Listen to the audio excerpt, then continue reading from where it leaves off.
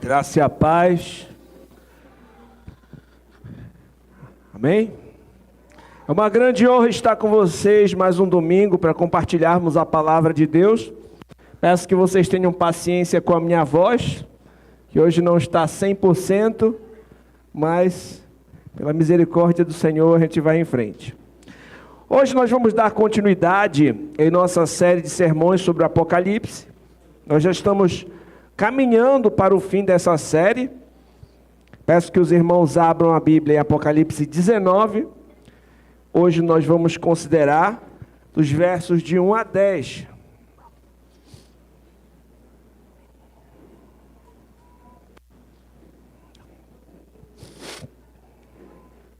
Apocalipse 19, dos versos de 1 a 10. Nosso tema hoje será as bodas do Cordeiro.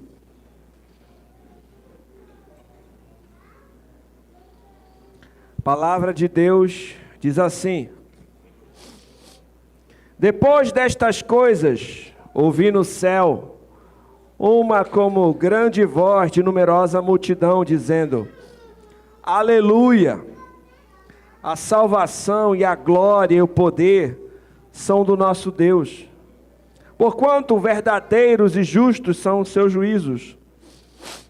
Pois julgou a grande meretriz que corrompia a terra com sua prostituição, e das mãos dela vingou o sangue dos seus servos. Segunda vez disseram: Aleluia! E a sua fumaça sobe pelos séculos dos séculos. Os 24 anciãos, os 4 seres viventes, prostraram-se e adoraram a Deus, que se acha sentado no trono, dizendo: Amém, aleluia. Saiu uma voz do trono exclamando: Dai louvores ao nosso Deus, todos os seus servos, os que o temeis, os pequenos e os grandes. Então ouvi uma voz de numerosa multidão, como de muitas águas, de fortes trovões, dizendo: Aleluia! Pois reina o Senhor nosso Deus, Todo-Poderoso. Alegremo-nos, exultemos e demo-lhes a glória, porque são chegadas as bodas do Cordeiro, cuja esposa a si mesma já se ataviou. Pois lhe foi dado vestir-se de linho finíssimo, resplandecente e puro, porque o linho finíssimo são os atos de justiça dos santos. Então me falou o anjo: escreve, bem-aventurados aqueles que são chamados à ceia das bodas do Cordeiro. E acrescentou: são essas as verdadeiras palavras de Deus. Prostrei-me ante os seus pés para adorá-lo. Ele, porém, me disse: Vê, não faça isso. Sou conservo teu e dos teus irmãos, que mantêm o testemunho de Jesus. Adora a Deus, pois o testemunho de Jesus é o espírito da profecia. Vamos orar. Santo Deus e Pai Todo-Poderoso, eu te louvo e te agradeço, Senhor, por estar diante da Tua palavra.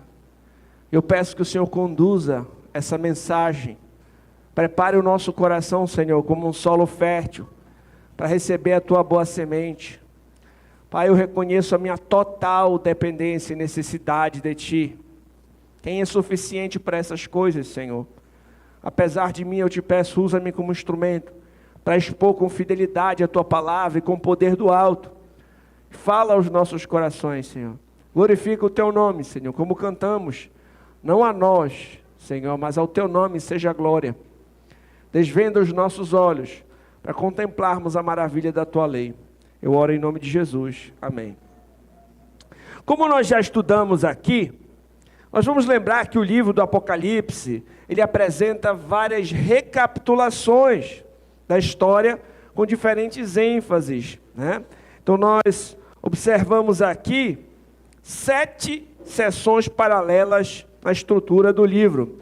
Nós vimos do capítulo 1 ao 3, Cristo no meio dos 7 candeeiros de ouro. Capítulos 4 a 7, o livro com 7 selos. Capítulo de 8 a 11, as 7 trombetas de juízo. Capítulo de 12 ao 14, a mulher e o filho perseguidos pelo dragão e seus auxiliares, a besta e a prostituta, a meretriz, né? Capítulos de 15 a 16, as 7 taças de ira.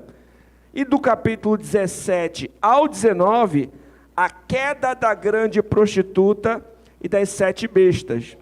Para finalizar o livro, a última sessão será do 20 ao 22, o julgamento do dragão, Satanás, seguido pelo novo céu, nova terra, a nova Jerusalém. Portanto, nós estamos considerando hoje a penúltima sessão, que vai até o final deste capítulo 19.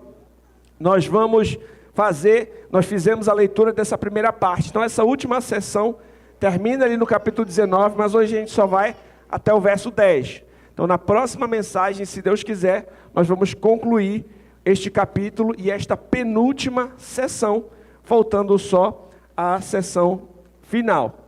Nós vamos considerar este texto aqui em 3 pontos, que são, em primeiro lugar, adoremos a Deus pela salvação, verso de 1 a 5. Segundo, adoremos a Deus pelas bodas do Cordeiro, versos 6 a 8. Terceiro, adoremos a Deus pelo testemunho de Jesus, versos 9 ao 10. Vamos considerar então o primeiro ponto. Adoremos a Deus pela salvação. Vamos ler o texto. Depois dessas coisas, ouvi no céu uma como grande voz de numerosa multidão dizendo: Aleluia! A salvação, glória, poder são do nosso Deus. Lembrando que nos capítulos anteriores, isto é, nos capítulos 17 e 18, descreveram a grande prostituta e a queda da Babilônia. A Babilônia é aquela que nos capítulos anteriores foi retratada como aquela que corrompeu a moral do povo a ponto de destruí-los. Ela exaltou a si mesma e conduziu as pessoas para longe de Deus. Além disso, ela provocou a morte dos santos. Então, depois de contemplar a destruição, a queda da Babilônia, João agora se concentra no que está acontecendo no céu. Então ele viu a queda da Babilônia e essa visão que ele está tendo agora é no céu. O que está acontecendo? Notamos no céu uma celebração, aqui uma celebração celestial em virtude do juízo de Deus sobre a meretriz. Enquanto a Babilônia cai, é destruída, é condenada, cai juízo sobre ela, no céu há louvor para Deus, há regozijo, há alegria diante da queda da Babilônia. Em primeiro lugar, o povo no céu louva a Deus por prover salvação. Nós lemos, aleluia, a salvação, né? Deus nos salvou dos nossos pecados, salvou o seu povo dos seus pecados. Deus o salvou de sua ira. Deus o salvou de Satanás e dos seus ajudantes. E nesse caso, em particular, a Babilônia. Então, Deus é louvado pela salvação que Ele conquista para o seu povo. Então, Deus nos salvou da condenação do pecado, enviando Cristo para morrer por nós naquela cruz, né? E Deus nos salva também de todos os seus inimigos.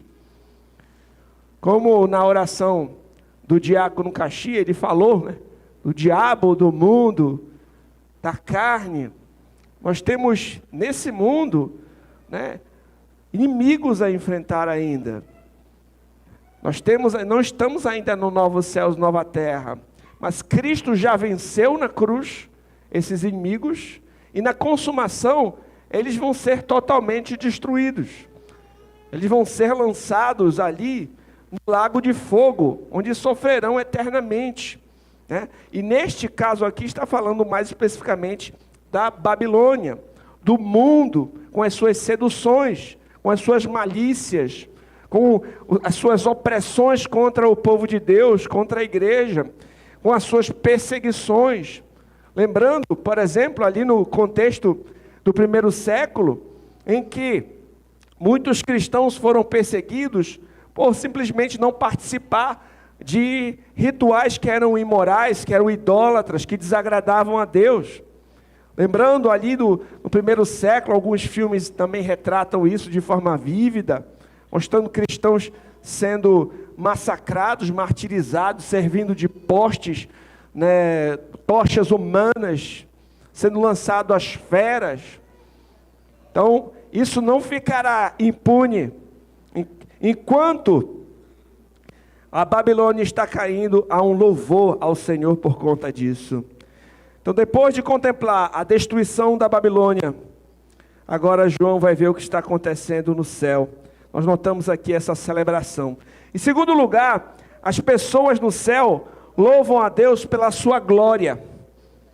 A glória de Deus é o esplendor da sua majestade, que faz com que toda a criação se prostre diante dele, em reverência e adoração. Em terceiro lugar, eles honram ao Senhor por causa do seu poder. Ninguém é tão poderoso como Deus. Seu poder é irresistível. Ele cumpre todos os seus propósitos e derrota todos os seus inimigos. Deus é louvado porque Ele é o nosso Salvador. Deus é louvado porque Ele é cheio de glória. Deus é louvado porque Ele é poderoso. Nenhum inimigo ficará de pé diante do Senhor. Diante de situações de perseguição, especialmente, pode ser que os inimigos pareçam muito poderosos. Diante de situações de injustiça, pode ser que a gente pensa, não vai acontecer nada com eles. Eles são poderosos, a gente não pode fazer nada com as nossas próprias mãos. Mas diante de Deus, eles caem com um sopro, com uma palavra do Senhor. Tudo se desfaz. O castelo de Belzebu é destruído com uma palavra de Deus. Com uma palavra de Deus, a Babilônia cai. Com uma palavra de Deus, tudo muda. Porque Deus é poderoso. Então, esse Deus, Ele deve ser louvado. Quando a gente lembrar da salvação que vem do Senhor, devemos louvar. Assim como esses santos no céu, assim como as hostes celestiais, como o povo que está no céu louva ao Senhor por ser Salvador. Quando lembrarmos nós, igreja aqui, o que Cristo fez por nós, o que Deus fez por nós enviando o seu Filho, para salvar pecadores como nós, da condenação, do inferno, nos salvar de todos os nossos inimigos, louvemos ao Senhor. Que os nossos louvores não sejam palavras mecânicas, decoradas, vazias, que a gente lembre o que a gente está fazendo, que o nosso culto não seja simplesmente um ritual, que a gente faz sempre, e às vezes sem parar para pensar o que a gente está fazendo. Que o nosso culto seja em espírito e em verdade. Que a gente pense nisso tudo e diga, aleluia! Senhor, Tu és Salvador. Senhor, Tu és cheio de glória, Tu és glorioso. Senhor, Tu és poderoso. Tudo está debaixo do governo, das mãos e do poder de Deus. Todas as coisas. Ele sustenta o universo pela palavra do seu poder. E continua dizendo, portanto, verdadeiros e justos são os teus juízos, pois julgou a grande meretriz que corrompia a terra com sua prostituição, e das mãos dela vingou o sangue dos seus servos. Quando Deus julga alguém, esse juízo sempre é verdadeiro. Os seus juízos são corretos em todas as situações. Não há, prestem atenção, não há injustiça da parte de Deus em momento nenhum. Se o juízo foi de Deus, ele é justo, ele é reto, tem equidade. Todos os seus juízos são justos, verdadeiros. Há perfeita equidade nos juízos divinos, porque Deus julga com base na verdade e na justiça. E nesse caso aqui, ele fala que o sangue dos mártires é vingado, e os opressores são condenados. E a segunda vez, disseram, o texto diz, aleluia! E a sua fumaça sobe pelos séculos dos séculos. Quando o texto fala isso, de uma fumaça subindo, e essa expressão, séculos dos séculos, essas palavras transmitem a imagem do inferno, como uma chama eterna. Séculos dos séculos. Não termina, é uma fumaça que não se apaga. Infelizmente, algumas pessoas não creem nessa doutrina, mas é uma doutrina bíblica. É uma doutrina bíblica. A Bíblia fala de um tormento que é eterno. Então a gente, se está nas Escrituras, a gente precisa pregar do jeito como aqui está. Os 24 anciãos, os 4 seres viventes, prostraram-se e adoraram a Deus, que se acha sentado no trono, dizendo, amém, aleluia. Eles são representantes do povo redimido de Deus. E o texto diz que saiu uma voz do trono exclamando, dai louvores ao nosso Deus, todos os seus servos, os que temeis, os pequenos e os grandes. A ordem dada aqui é a todos os servos de Deus para louvá-lo. Ninguém está excluído, ninguém está isento de temê-lo. Temer a Deus significa mostrar respeito, reverência, louvar ao Senhor. Todos são chamados a louvar, a temer, a adorar a Deus. Isso me lembra as palavras do Salmo 150. E diz assim, preste atenção. Aleluia! Louvai a Deus no seu santuário. Louvai-o no firmamento, obra do seu poder. Louvai-o pelos seus poderosos feitos.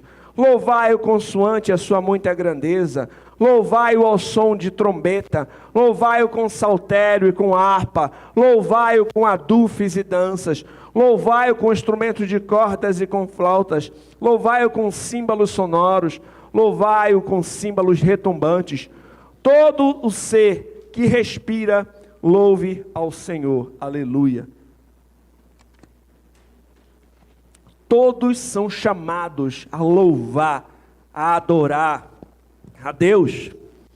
O conhecimento do que Deus é, em seus atributos e em suas obras, aquilo que Ele fez por nós, deve nos levar a adorá-lo. Queridos, o conhecimento não é um fim em si mesmo.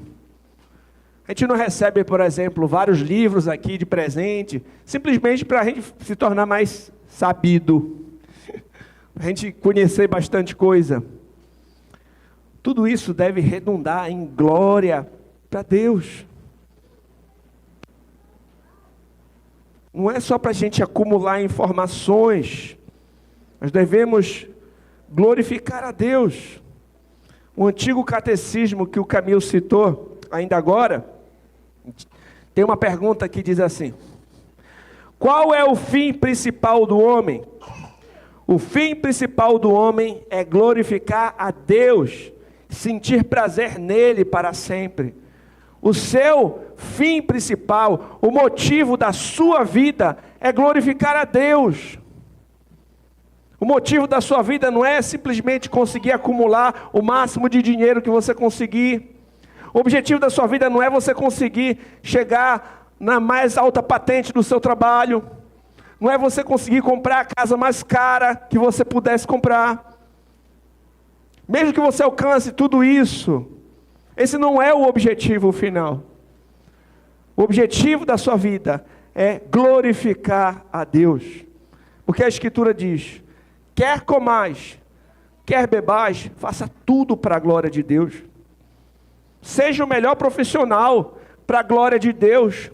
Seja o melhor professor para a glória de Deus. Seja o melhor médico para a glória de Deus. Seja o melhor jogador de futebol para a glória de Deus. O melhor professor para a glória de Deus. Faça tudo para a glória de Deus. Crie os seus filhos com sabedoria no temor do Senhor para a glória de Deus. Seja honesto em seus negócios para a glória de Deus. Faça o certo, mesmo quando não tem ninguém olhando, para a glória de Deus. Use o seu tempo, os seus recursos, os seus dons, os seus talentos, as suas virtudes, para a glória de Deus. Aquilo que Ele te deu alguns anos nessa vida, te deu alguns recursos, te deu saúde, te deu inteligência. Glorifique a Deus que Ele te deu. Eu lembro quando a gente lê Romanos, e a gente vai caminhando do capítulo 1 até o 11, com doutrina, o Evangelho é pregado. Nós vemos ali muita doutrina, como Cristo salvou, como nós somos justificados pela fé em Jesus Cristo, como o plano de Deus na salvação de um povo. E eu vejo ali no final do capítulo 11, como o apóstolo Paulo fica maravilhado, e a gente tem uma doxologia, uma adoração ali, né? Quão insondáveis são os seus juízos, inescrutáveis os seus caminhos. Quem conheceu a mente do Senhor? Quem foi o seu conselheiro? Quem primeiro deu a Ele para pedir alguma coisa em troca? Porque dele, por meio dele, para Ele, são todas as coisas. Glória, pois, a Ele eternamente. Amém. Diante de tanta doutrina, tanto ensino, ele adora a Deus, ele glorifica a Deus. E depois, ele continua escrevendo.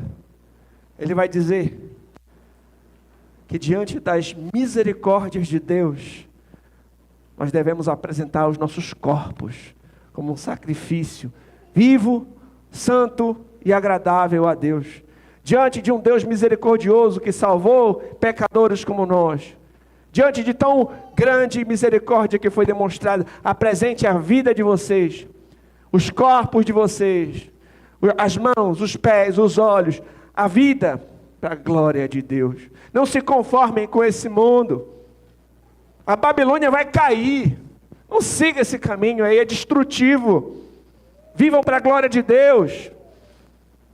Que a lei dele esteja nos seus corações. Que a lei dele seja o guia da sua vida, que a palavra dele venha orientar suas decisões. Não molde a sua visão de mundo conforme o mundo diz, como todo mundo fala. Está todo mundo fazendo isso que está na moda. Não é isso que tem que guiar, mas é a palavra de Deus. É uma cosmovisão, uma visão de mundo cristã, bíblica. Você vai perguntar, o que a Bíblia me diz sobre esse assunto, pastor? O que a Bíblia me diz sobre como eu devo viver, como eu devo me comportar, como eu devo me relacionar com a igreja local, como eu devo me administrar meu tempo. É a palavra que tem que ser o meu guia. E eu pergunto, a sua vida tem sido para a glória de Deus? Tem sido vivida para a glória de Deus? Independentemente da sua idade, condição, todos devem temer, louvar e adorar a Deus. Reflita hoje sobre os atributos e as obras do Senhor, e que isso redunde em louvor a Deus. Como foi dito no final desse texto que nós lemos, dai louvores ao nosso Deus, todos os seus servos, os que temeis, os pequenos e os grandes. Reflita sobre os atributos. Reflita sobre as obras. Foram citados aqui alguns atributos, algumas obras de Deus. Ele é Salvador. Ele é glorioso. Que mais? A gente pode acrescentar e lembrar outras partes das Escrituras que citam atributos divinos. Lemos que Ele é poderoso. Mas a Escritura vai mostrar que Ele é eterno. Que Ele é onipotente. Que Ele é fiel. Que Ele é onisciente. Que Ele é amoroso. Ele é misericordioso, Ele é soberano. Reflita, pare, pense um pouco. Quem sabe não está na hora da gente desligar um pouco, desconectar um pouco e meditar um pouco mais na palavra. E meditar um pouco mais nos atributos de Deus. Cada um de nós. Às vezes a gente perde tanto tempo com coisas que não trazem edificação para a gente. E não dedica tempo suficiente para aquilo que é importante. Segundo lugar, adoremos a Deus pelas bodas do Cordeiro. Versos 6 ao 8. O texto diz: Então ouvi uma voz de numerosa multidão, como de muitas águas, como de fortes trovões, dizendo: Aleluia! Desculpe. Pois reina o Senhor, nosso Deus, o Todo-Poderoso. Então João ouve aqui um hino que soa como se fosse cantado por uma grande multidão. E ele compara a voz que ele ouve aqui com sons da natureza, como o som de muitas águas ou fortes trovões. Então ele ouve um som que ele tenta explicar o que ele está ouvindo, comparando com sons conhecidos, né? Como se fosse um som de muitas águas, um forte trovão. Ele tenta comparar para tentar explicar o que ele está ouvindo. E essas expressões aqui apontam para o poder, para a majestade e para a glória de Deus. O teólogo falou o seguinte: o Senhor Deus, como indica o rótulo descritivo, Todo-Poderoso, sempre foi o governante sobre toda a criação. Mas agora chegou o fim antecipado do reinado do anticristo. E o Senhor Deus é o governante supremo no vasto universo que Ele criou. No Apocalipse, a expressão Senhor Deus Todo-Poderoso aparece 7 vezes e caracteriza a soberania de Deus.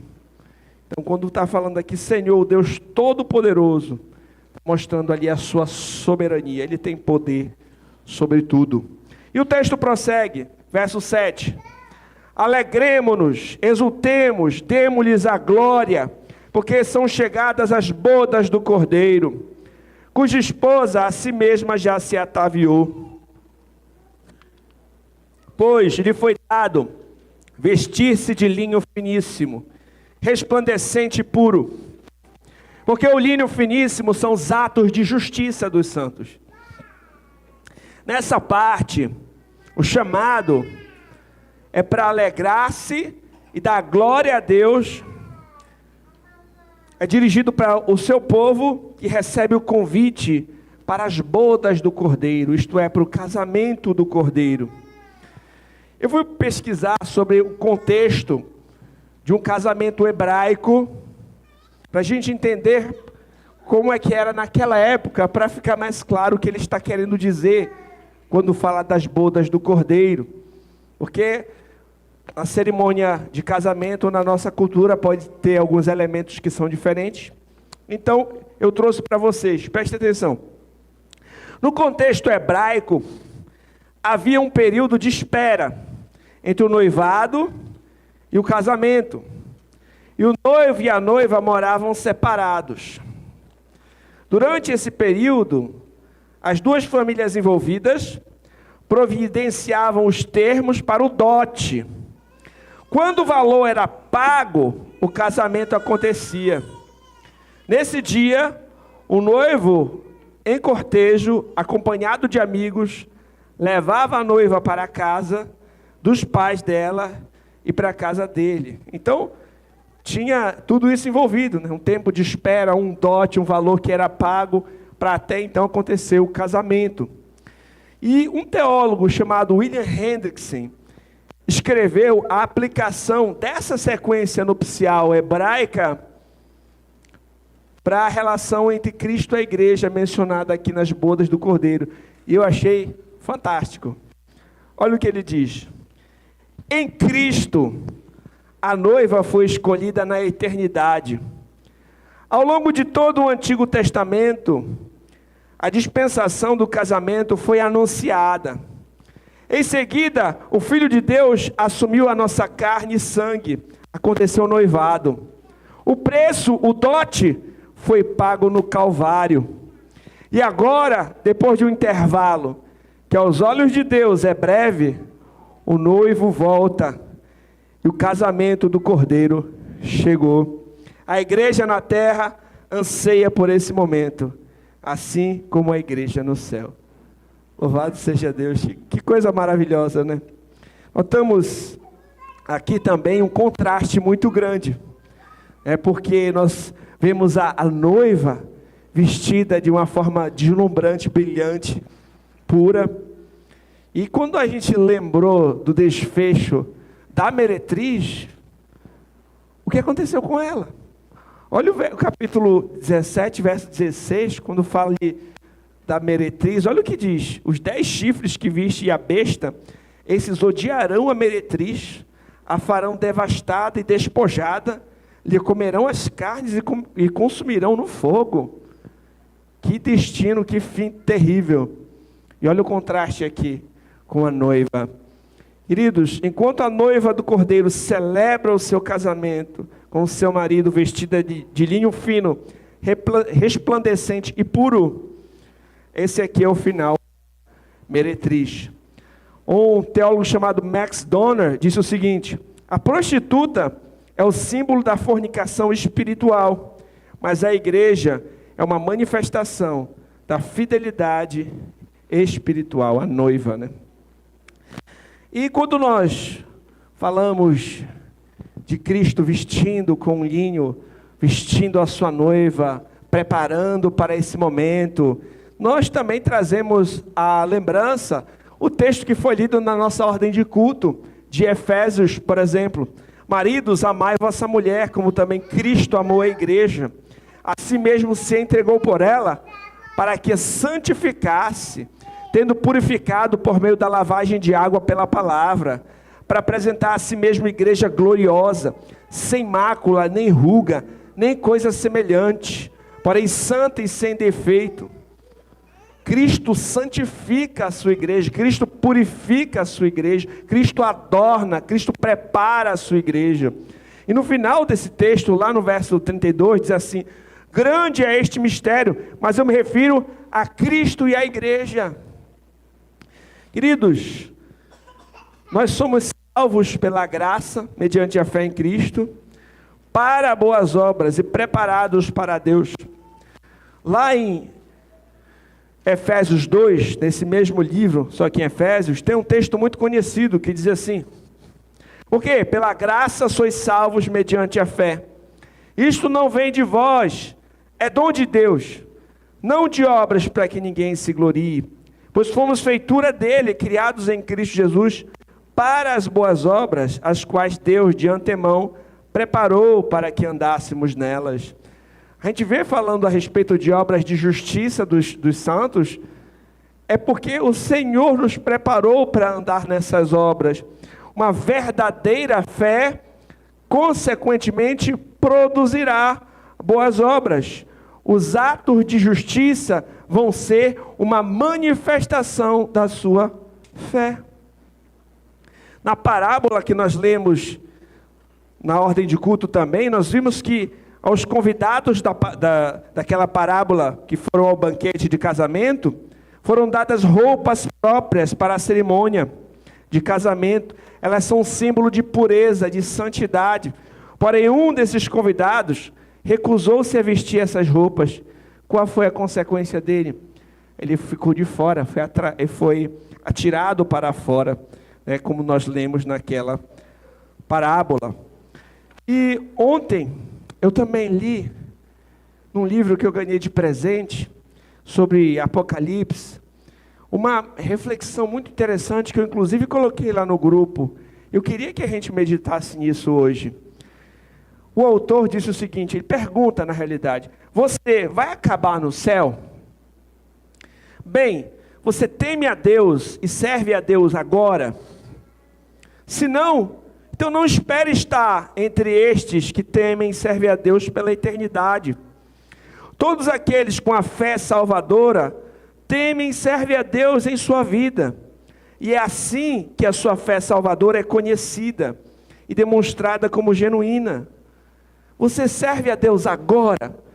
A evidência de que você vai estar na eternidade com o Senhor é que você está servindo a Deus agora.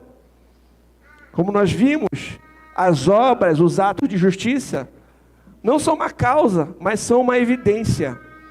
Nós observamos essa evidência na nossa vida. Nós temos servido a Deus agora. O brasileiro, ele tem aquele negócio do jeitinho, né? Ele acha que ele vai dar um jeito lá na hora.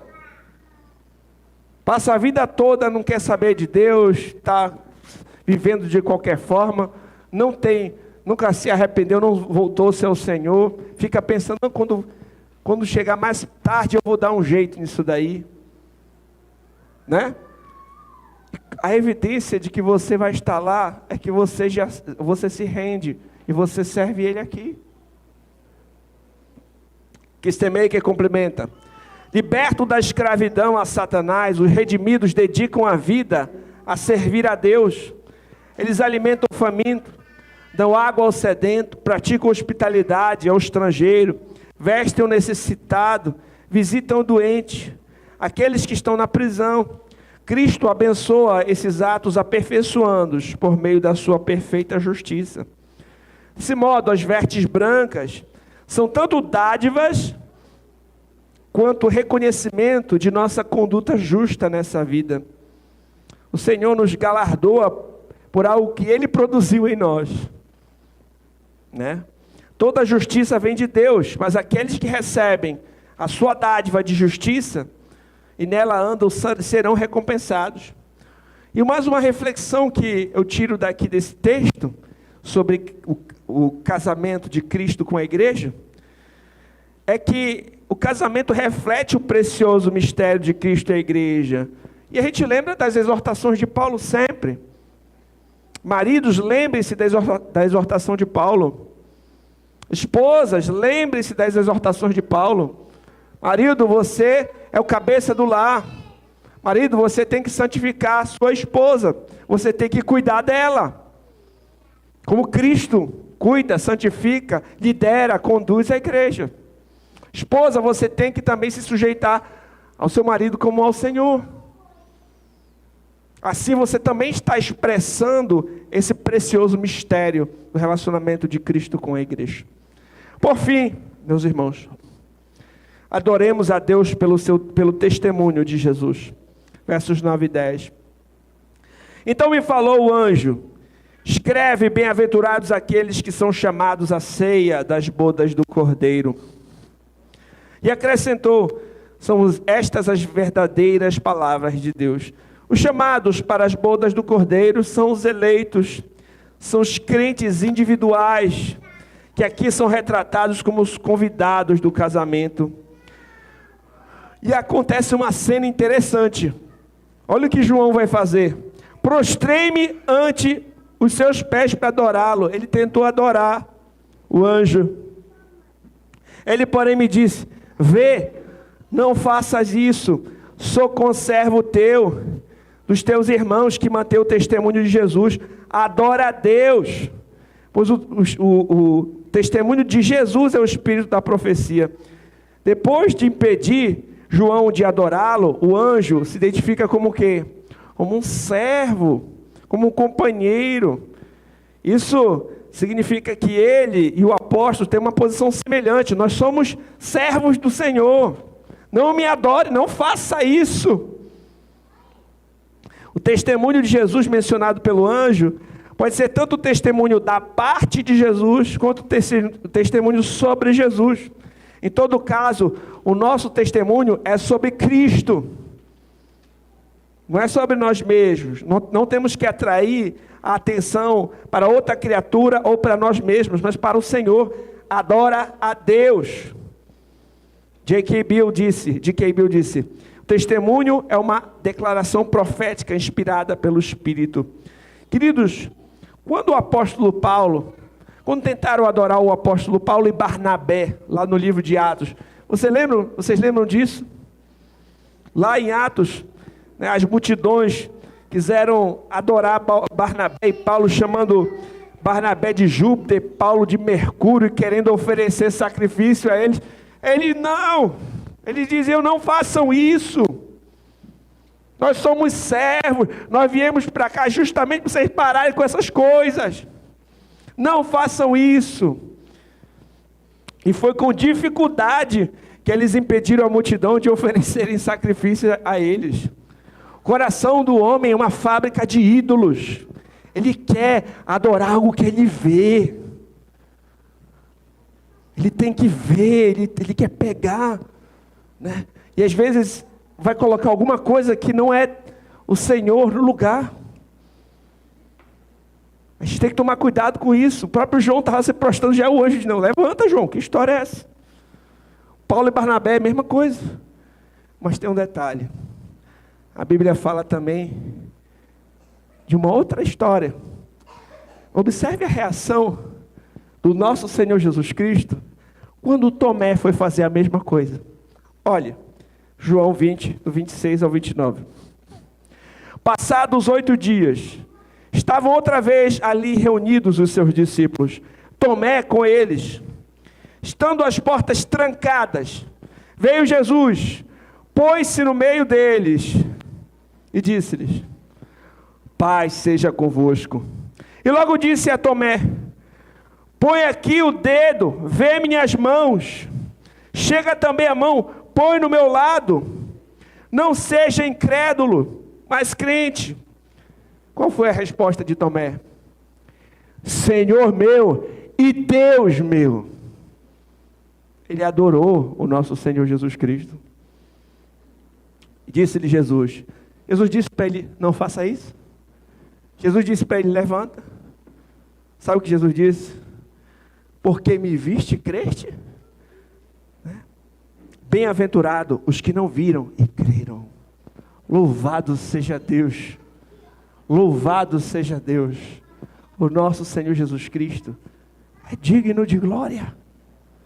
Nós temos que adorar somente ao Deus que é Pai, Filho e Espírito Santo. Ao Deus triuno nós prestamos louvor. Portanto, adora a Deus. Não devemos adorar outra pessoa ou coisa como Deus. Somente o Deus trino deve ser adorado.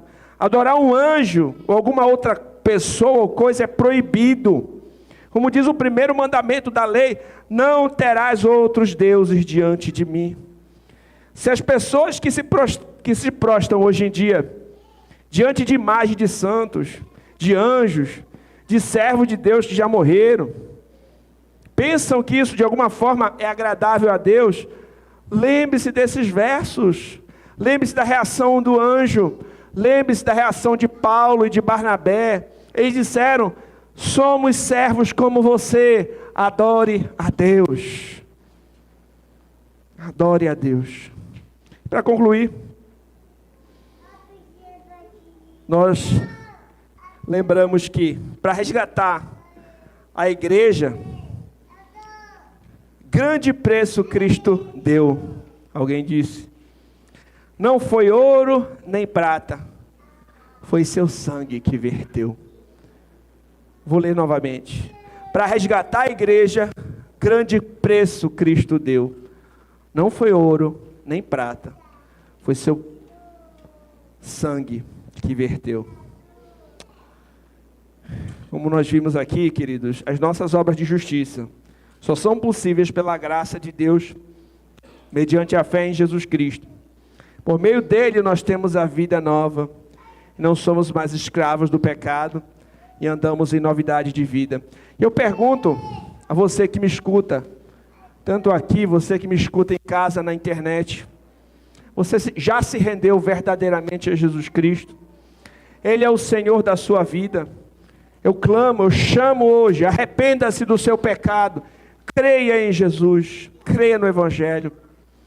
Aos crentes verdadeiros, eu digo: perseverem firmes até o fim, servindo fielmente ao Senhor, anunciando a todos para se apartarem do mal, se apegarem ao Senhor, para se renderem a Jesus Cristo e não se conformarem com este mundo.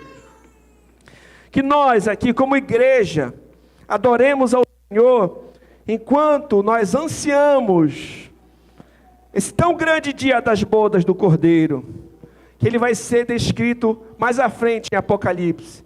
Eu finalizo com a leitura do texto de Apocalipse 21, do versos 2 e 3. A palavra de Deus diz assim: vi também a cidade santa, a nova Jerusalém, que descia do céu da parte de Deus, ataviada como noiva adornada para o seu esposo.